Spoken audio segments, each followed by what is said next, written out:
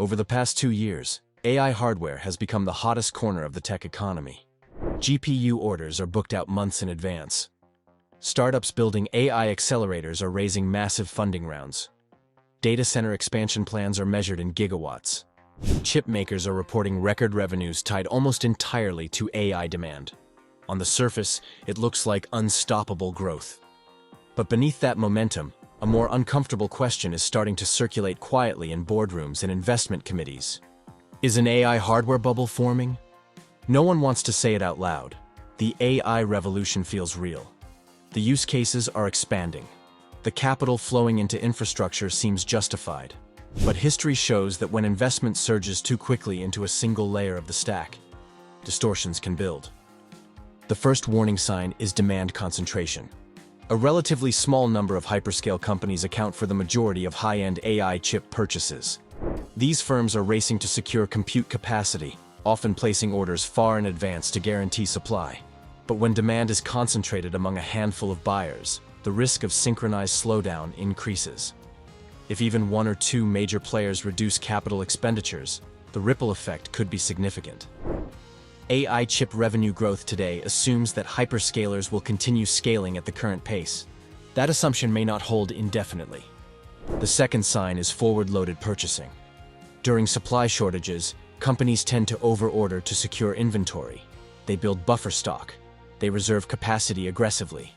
This can create the illusion of sustained demand growth.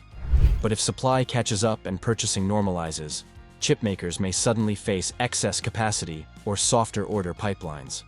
The hardware cycle has always been vulnerable to boom and bust dynamics. AI does not make it immune.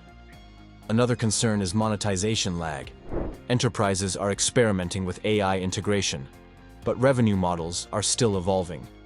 While productivity gains are promising, many organizations are still in pilot phases. If AI-driven revenue growth does not materialize as quickly as infrastructure investment, companies may reassess spending levels. Billions are being deployed today based on expectations of future returns. If those returns take longer than anticipated, hardware demand could cool rapidly. There is also the infrastructure bottleneck issue. AI hardware requires data centers, power capacity, cooling systems, and networking upgrades. In several regions, grid constraints and construction delays are slowing deployment timelines. If physical infrastructure cannot keep pace with chip supply, orders may shift or pause. This is a classic bubble ingredient. Capital floods into production before downstream absorption capacity is fully ready. Another factor is competition within the hardware space. While one or two companies dominate high-performance AI chips, new entrants are raising large funding rounds to develop alternative architectures. Custom silicon projects inside hyperscalers are accelerating. If multiple players bring new capacity online simultaneously, pricing pressure could emerge. Today's margins reflect scarcity and urgency. In a more balanced supply environment, those margins may compress. There is also the energy variable. AI clusters consume extraordinary amounts of electricity. As energy costs fluctuate and regulatory scrutiny increases, the economics of large-scale deployments may change. If operating costs rise faster than anticipated, some organizations could scale back expansion plans. The broader macroeconomic environment matters too. High interest rates increase the cost of capital. AI infrastructure is capital-intensive. If financial conditions tighten further or economic growth slows, companies may prioritize efficiency over aggressive expansion. Capital expenditure cycles are rarely linear. Importantly, calling something a bubble does not mean the underlying technology lacks value. The internet bubble of the late 1990s eventually gave way to enduring digital giants. Overinvestment preceded consolidation. The question is not whether AI hardware is important. It clearly is. The question is whether current investment levels are perfectly aligned with near-term demand. Valuations in the semiconductor sector reflect extraordinary expectations. Investors are pricing in sustained hypergrowth.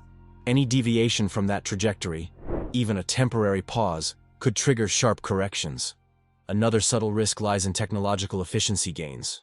As AI models become more optimized and inference efficiency improves, the amount of hardware required per unit of output may decrease.